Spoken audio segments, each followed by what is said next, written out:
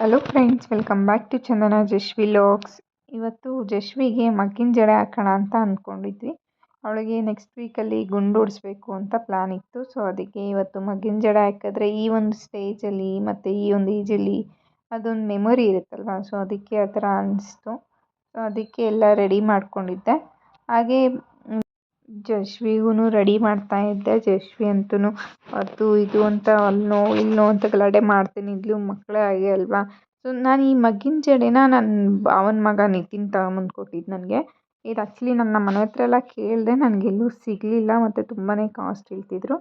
So ನನಗೆ ನಿತಿನ್ನು ಕೆಂಗೇರಿ ಹತ್ರದಿಂದ ಅವನು P G ಹತ್ರ ಅಲ್ಲೇ ಸಿಗ್ತಿತ್ತಂತೆ. ಸೊ ಅದಕ್ಕೆ ಅವ್ನು ಪಿ ಜಿ ಹತ್ರದಿಂದನೇ ತಂದು ಕೊಟ್ಟ. ತುಂಬ ಚೆನ್ನಾಗಿತ್ತು ಮೊಗ್ಗು ಮತ್ತು ಜಡೆ ಎಲ್ಲನೂ ತುಂಬಾ ಚೆನ್ನಾಗಿ ಬಂದಿತ್ತು.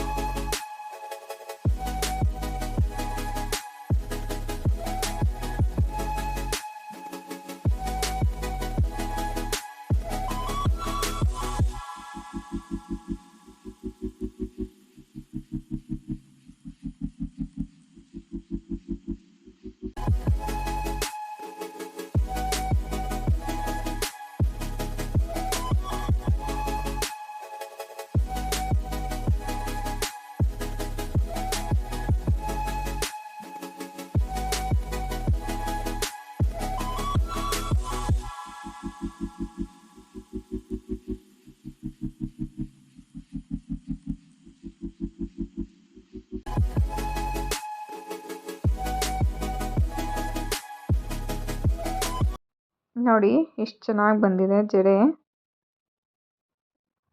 ಫಿನಿಶಿಂಗ್ ಎಲ್ಲ ತುಂಬ ಚೆನ್ನಾಗಿ ಕೊಟ್ಟಿದ್ರು. ನನ್ನ ಓಲ್ಡ್ ಪ್ಯಾಟ್ರನ್ನೇ ಇರಲಿ, ಓಲ್ಡ್ ಸ್ಟೈಲ್ ಇದ್ದರೆ ಚೆನ್ನಾಗಿರುತ್ತೆ. ಅದೊಂದು ಬೇಕಾದ್ರೆ ಫ್ಯೂಚರಲ್ಲಿ ಬೇಕಾದ್ರೆ ನಾವು ಯಾವ ಥರ ಆದರೂ ಮಾಡಿಸ್ಕೋಬೋದು. ಬಟ್ ಫಸ್ಟ್ ಟೈಮ್ ಅಲ್ವಾ, ಸೊ ಚೆನ್ನಾಗಿರುತ್ತೆ ಜಡೆ ಅಂತ ಅಂದ್ಕೊಂಡು ಓಲ್ಡ್ ಪ್ಯಾಟ್ರನಲ್ಲೇ ಮಾಡಿಸ್ಕೊಂಡಿದ್ದೆ. ಜಶ್ವಿಗೆ ಪಾಪ ಅದು ತೂಕ ಆಗ್ತಿದೆ, ಅವಳಿಗೆ ಹಾಕ್ಸ್ಕೊಳಕ್ಕೆ ಗಲಾಟೆ ಮಾಡ್ತಿದ್ದಾಳೆ. ಹಾಗೂ ಹೀಗೂ ಮಾಡಿಸಿ ಮತ್ತು ಏನೋ ಪಾದೆ ಬಿದ್ದು ಹಾಕಿದೆ.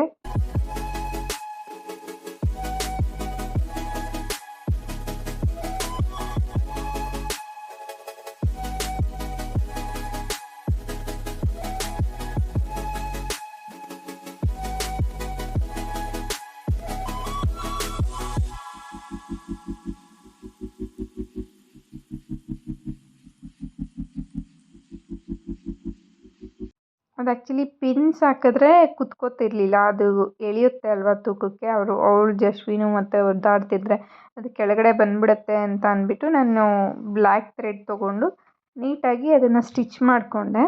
ಸೊ ಆವಾಗ ಅದು ಎಳಿದೇ ಇರುತ್ತೆ. ಮತ್ತು ನಾನು ಹೇರ್ಸ್ಗೆ ಹಾಕ್ಕೊಳ್ಲಿಲ್ಲ, ಅವಳಿಗೆ ಟಿಕ್ ಟಿಕ್ ಪಿನ್ಸ್ ಹಾಕಿದ್ದೆ. ಆ ಟಿಕ್ ಟಿಕ್ ಪಿನ್ಸ್ ಒಳಗಡೆ ಸೇರಿಸಿ ನಾನು ಸ್ಟಿಚ್ ಮಾಡೋ ಥರ ಮಾಡ್ಕೊಂಡಿದ್ದೆ. ಅದರಿಂದ ಫುಲ್ ಈವ್ನಿಂಗ್ವರೆಗೂ ನೀಟಾಗಿ ಟೈಟಾಗೆ ಕುತ್ಕೊಂಡಿತ್ತು, ಏನು ತೊಂದರೆ ಏನು ಅನ್ನಿಸ್ಲಿಲ್ಲ. ಬಟ್ ಒಂದೇನಂದ್ರೆ ಪಾಪ ಅವಳಿಗೆ ಜಡೆ ಬೇರೆ ಇಲ್ವಲ್ಲ ಉದ್ದ. ಸೊ ಅದರಿಂದ ಏನಾಗ್ತಿತ್ತು ಅಂದರೆ ಅವಳಿಗೆ ತೂಕ ಅನ್ನಿಸ್ತಿತ್ತು, ಉದ್ದ ಇರೋದ್ರಿಂದ ಅದು ಕೆಳಗಡೆ ಎಳೆಯೋ ಥರ ಅದರಿಂದ ತುಂಬ ಟೈಟ್ ಅನ್ನಿಸ್ತಿತ್ತು, ಅವಳಿಗೆ ಎಳೀತಿತ್ತು. ನೋಡಿ ಅದಕ್ಕೆ ಎಳೀತಿದೆ ಅಮ್ಮ, ನನಗೆ ಬೇಡ ಬೇಡ ಅಂತ ಗಲಾಟೆ ಮಾಡ್ತಿದ್ಲು. ಬಟ್ ಡ್ರೆಸ್ ಚೇಂಜ್ ಮಾಡಿದ್ಮೇಲೆ ಇನ್ನೇನು ಮಾಡೋದು, ಮತ್ತೆ ಇಲ್ಲಾಂದರೆ ಗಲಾಟೆ ಮಾಡಿಬಿಡ್ತಾಳಲ್ಲ ಅಂತ ಅಂದ್ಬಿಟ್ಟು ಅವಳಿಗೆ ಐಸ್ ಕ್ರೀಮು ಚಾಕ್ಲೇಟ್ಸ್ ಎಲ್ಲ ಕೊಟ್ಟು ಸಮಾಧಾನ ಮಾಡಿ ಟಿ ವಿ ಮುಂದೆ ಕೂರಿಸಿದ್ದೆ, ಒಂದು ಸ್ವಲ್ಪ ಅದು ಕುತ್ಕೊತಾಳೆ ಅಂತ ಅಂದ್ಬಿಟ್ಟು.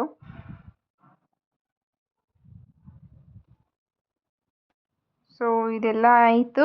ಜಶ್ವಿಗೂ ನೀಟಾಗೆಲ್ಲ ಮತ್ತೆ ರೆಡಿ ಮಾಡಿ ನಮ್ಮ ಮನೆ ಹತ್ರ ಪಾರ್ಕ್ ಇದೆ ಅಲ್ವಾ, ಸೊ ಅಲ್ಲೇ ಹೋಗಿದ್ವಿ.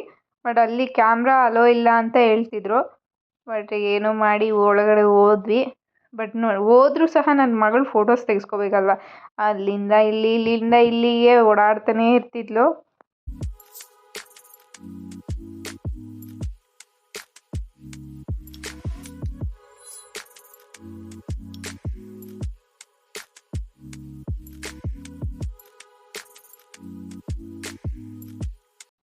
ಪಾರ್ಕ್ ತುಂಬ ದೊಡ್ಡದಾಗಿದೆ ಮತ್ತು ಅಲ್ಲಿ ಕಲ್ಯಾಣಿ ಕೂಡ ಇದೆ.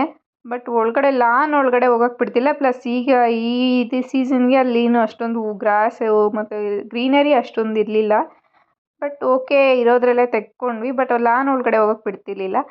ಇಲ್ಲಿ ನೋಡಿ ಜಶ್ವಿ ಅಂತೂ ಒಂದು ಸೈಡ್ ನಿಂತ್ಕೊಮ್ಮ ಒಂದು ಫೋಟೋ ತೊಗೊಳ್ಳೋಣ ನೀಟಾಗಿ ಅಂತಂದರೆ ಇರ್ತಾನೇ ಇಲ್ಲ, ಓಡಾಡ್ತಿದ್ಲು. ಬಟ್ ಹೇಗೋ ಆಗೋ ಈಗೋ ಮಾಡಿ ಒಂದು ಸ್ವಲ್ಪ ತೊಗೊಂಡ್ವಿ. ಬಟ್ ಅಲ್ಲಿ ಡ್ರೆಸ್ ಚೇಂಜ್ ಎಲ್ಲ ಮಾಡಲಿಕ್ಕೆಲ್ಲ ಅವಳು ಗಲಾಟೆ ಮಾಡ್ತಿದ್ಲು. ಸೊ ಅದಕ್ಕೆ ಇನ್ನೊಂದ್ಸಲಿ ಇನ್ನೊಂದೆರಡು ಡ್ರೆಸ್ಸಲ್ಲಿ ತೊಗೊಳ್ಳೋಣ ಅಂದರೆ ಬಿಡ್ತಿರ್ಲಿಲ್ಲ. ಸರಿ ಇದ್ದಿಷ್ಟು ಅದ್ಲಿ ಅಂದ್ಬಿಟ್ಟು ಅದರಲ್ಲೇ ತೆಕ್ಕೊಂಡ್ವಿ.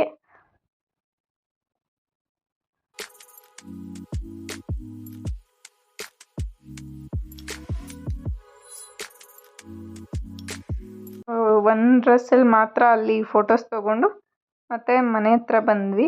ಮನೆ ಹತ್ರ ಮತ್ತು ಅವಳಿಗೆ ಇನ್ನೊಂದೆರಡು ಡ್ರೆಸ್ ಎಲ್ಲ ಹಾಕ್ಕೊಂಡು ಅವಳಿಗೆ ಒಂದು ಸ್ವಲ್ಪ ಏನೋ ಸಮಾಧಾನ ಮಾಡಿ ಅದು ಇದು ಕೊಟ್ಟು ಚಾಕ್ಲೇಟ್ಸು ಅದು ಇದು ಅಂತ ಕೊಟ್ಟು ಒಂಚೂರು ರೆಡಿ ಮಾಡಿದ್ವಿ. ಸೊ ಹೇಗೆ ಕಾಣಿಸ್ತಿದ್ದಾಳೆ ನಮ್ಮ ಪುಟ್ಟು ಮಹಾಲಕ್ಷ್ಮಿ ಮಗ್ಗಿನ ಜಡೆಯಲ್ಲಿ? ಕಮೆಂಟ್ ಮಾಡಿ, ಪ್ಲೀಸ್ ಸಬ್ಸ್ಕ್ರೈಬ್ ಮಾಡಿ, ಶೇರ್ ಮಾಡಿ.